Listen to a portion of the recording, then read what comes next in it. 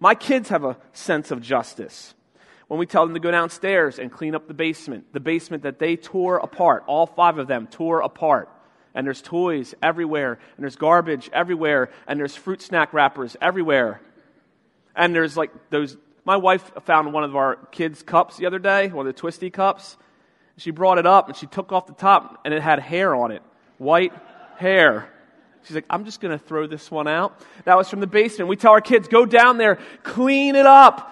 And they all go down there, and the next thing you hear is people screaming at each other. You hear them screaming at each other. All the kids yelling, you're not helping, Joven's not helping. Joven's like, I'm 3. I can't do such things. And then my other son will come upstairs and be like, Joven's not helping. And I'll tell, the other son who were named nameless, Caleb, I'll tell him, Caleb, just go downstairs and clean the basement, but he's not cleaning, he's not helping. He's getting a piece of me, and I don't want him to get a piece of me. And I tell him, go clean the basement and get it done. Who cares what he's doing? And he says, but that's not fair. I say, I know, but I run the house. This is my administration. I am the king, and this is my kingdom. And it was funny, I was talking to my kids the other day, and I told them, I said, how does it feel to be the kid? I mean, and we were sitting at the table. This was just last night. We're sitting at the table, and I'd come in from a bike ride, and I was cold, and so I made myself a giant cup of hot chocolate, and they're all looking at me like this. And I'm drinking the hot chocolate, and they're like, I want some, and I just started saying, this hot chocolate is so good. I put cream in there and whipped cream. And my kids are like, Daddy. I was like, drink your water, son. This is my kingdom. This is my administration. I get to make the rules, or so I think.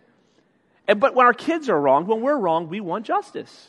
I mean, that's the way the kingdom of man works. Now, I run my house. That means I set the parameters. What's important to me must be important to my kids.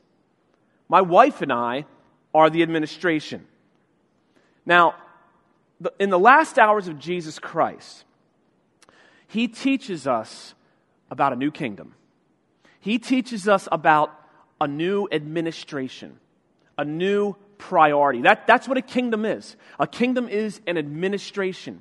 It's a set of priorities. So when Jesus says, I'm bringing the kingdom of God is near, the kingdom of God is here, He's saying there's this new set of priorities for you. That's all a kingdom is. A new ideal, if you will. A new set of priorities. And what Jesus is going to show us in the garden is the contrast between the kingdom of man and their priorities, that administration, and the kingdom of God, God's administration, God's kingdom, God's way of doing things. Think about the administrations of today. We have presidential administrations. That's a kingdom, in a way. Now, don't get too technical with me. I know we don't have a king. I know all that stuff. But just hear me out. When we have a new president come in, we have an administration. We have certain ideals, whether you agree with them or whether you disagree with them. There's a new administration. We get, in our country, we're privileged to every 4 years vote a new administration in or out.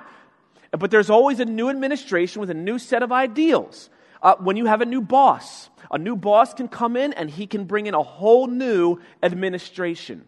He has things that are important to him. He has ways of getting things done. She has things that are important to her. And when your new boss comes in, you better listen to her. You better listen to him. And they bring in their ideals, whether you disagree with them or whether you agree with them. When you have a new coach come into a sports team, they bring in a new system, a new administration. A new administration means a new way of doing things, that things are different. And what you have are principles. All right? You have the things that are important. It's very basic. The things that are less important, and the things that don't matter at all. Jesus is going to show us the administration, God's administration. He brings a new kingdom. He brings a new set of principles, a new way of doing things. Hold your place in Mark 14, turn to Luke chapter 6. I believe that most Christians who even say that they believe in the kingdom of God don't understand what they are saying and how drastic it is. They don't understand the rules that they're living by, the principles that they're living by. The priorities, if you will. That's the best term, priorities. Luke chapter 6, verse 20. Jesus says, or Luke says, and he lifted up his eyes on his disciples and said, he's going to say, this is the way of the kingdom. Blessed are you who are poor. What? Did you hear that? You hear a lot about riches, the land of milk and honey, pursue the American dream, all this. Jesus says, blessed are you who are poor, for yours is the kingdom of God. In other words, what he's saying is, what was important to man is not important to God. Money, wealth, power, politics, those things, popularity, are important to man. Jesus is saying, blessed are you who have nothing, because now you're going to understand the kingdom of God before anybody else. Blessed are you who are hungry now, for you will be satisfied. Blessed are you who weep now. Have any of you ever wept before? It's not something you like to do. It's not something can I weep, please? It's not something you look forward to. And Jesus says, happy are you, blessed are you who weep, for you shall laugh. Oh, I love how specific Luke is with Jesus' words here. You know, comfort is a big word, but laughter is something that you love to hear. You're crying, you're wailing, but you will laugh. Blessed are you when people hate you. Do you ever feel that way when somebody hates you? I hate you. When your child says, I hate you. When your husband says, I hate you. When your schoolmates say, I hate you. That's nobody wants to be hated, but Jesus says, blessed are you when people hate you and when they exclude you. My kids hate being excluded. They just show kids are awesome because they just show you the human heart at its most basic level. When adults, when we get excluded, we puff up our chest and we're like, well, I'll just exclude them. Kids are like, I'm being excluded.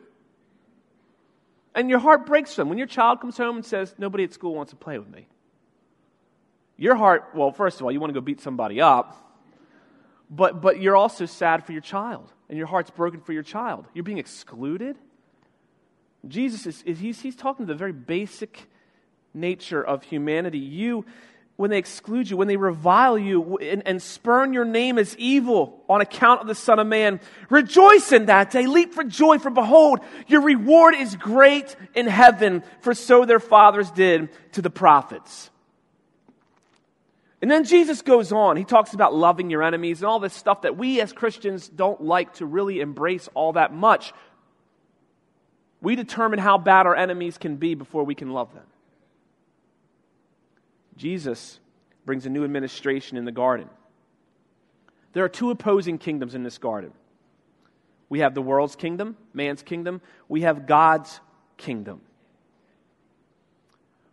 Which kingdom do you subscribe to?